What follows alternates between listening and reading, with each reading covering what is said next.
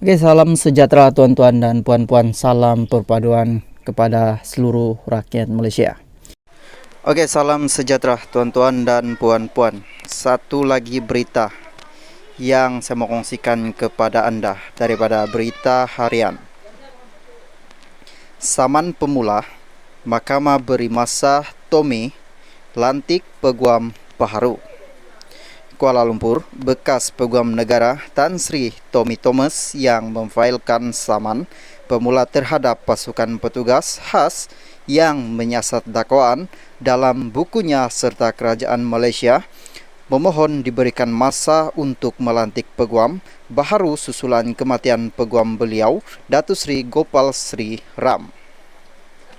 Mendingan Sri Ram 79 yang meninggal dunia semalam dilantik oleh Tommy bagi mewakilinya dalam saman pemula untuk memohon bahawa laporan bertajuk Laporan Pasukan Petugas Khas Siasatan ke atas dakwaan dalam buku bertajuk My Story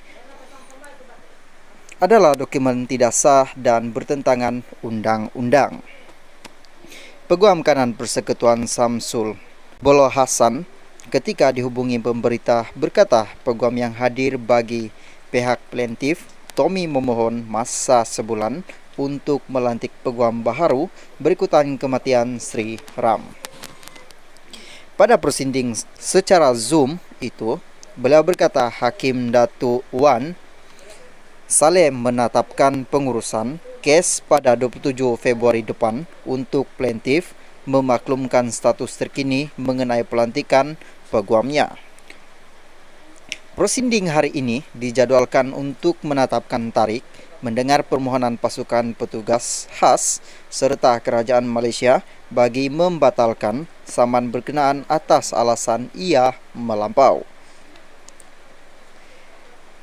remeh menyusahkan dan menyalahgunakan proses mahkamah. Melalui saman itu yang difailkan pada 27 Oktober tahun lalu, Tommy menamakan pengurusi dan ahli pasukan petugas khas serta kerajaan Malaysia selaku defendant. Oke, salam sejahtera tuan-tuan dan puan-puan. Salam perpaduan kepada seluruh rakyat Malaysia. Oke, salam sejahtera.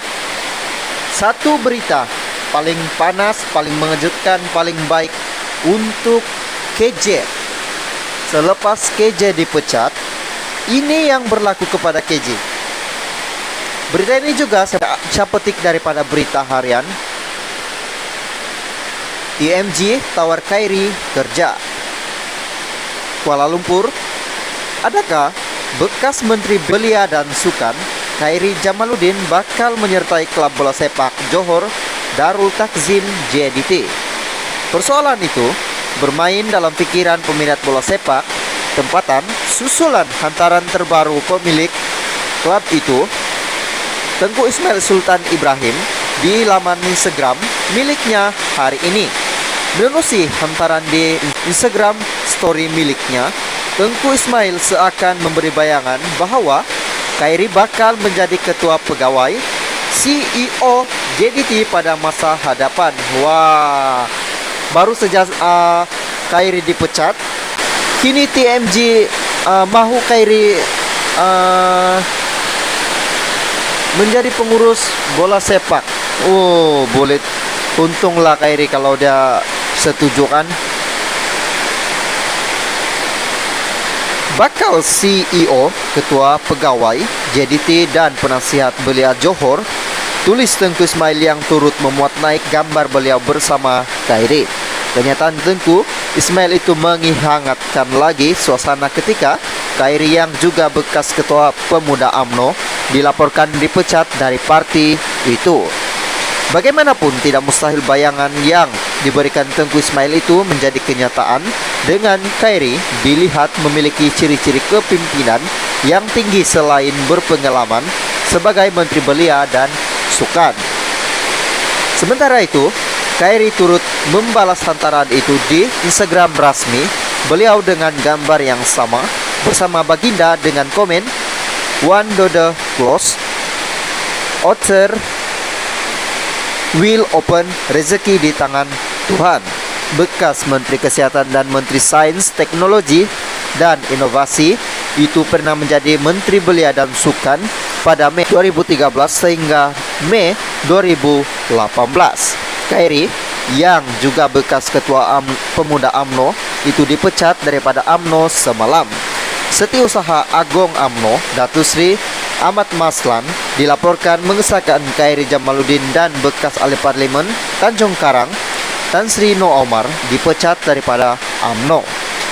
Beliau dilaporkan berkata kedua-duanya dipecat parti disebabkan pelanggaran disiplin parti mengikut pelembagaan UMNO kerana kesalahan ketika pilihan raya umum ke-15 PRU 15. Oke, salam sejahtera tuan-tuan dan puan-puan, salam perpaduan kepada seluruh rakyat Malaysia. Terima kasih juga yang sudah bersama di channel ini. Dan bagi mereka yang belum subscribe channel ini, sila subscribe dan like dan komen, share supaya Anda tidak akan ketinggalan info-info menarik yang ada di channel ini.